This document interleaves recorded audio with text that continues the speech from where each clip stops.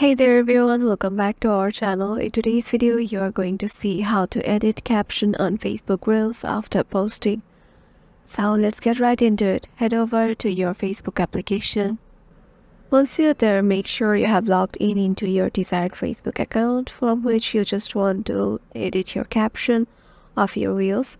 Then head over to your the three lines icon, and then get over to your account.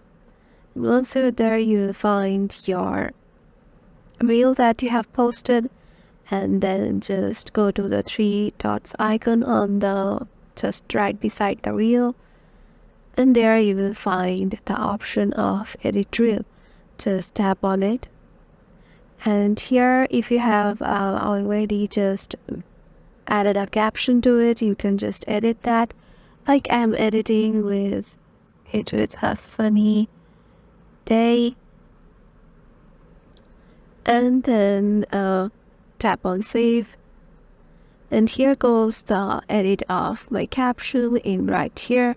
And yeah, this is how you can do it too. Hope this video will help you out, and we will see you in the next one.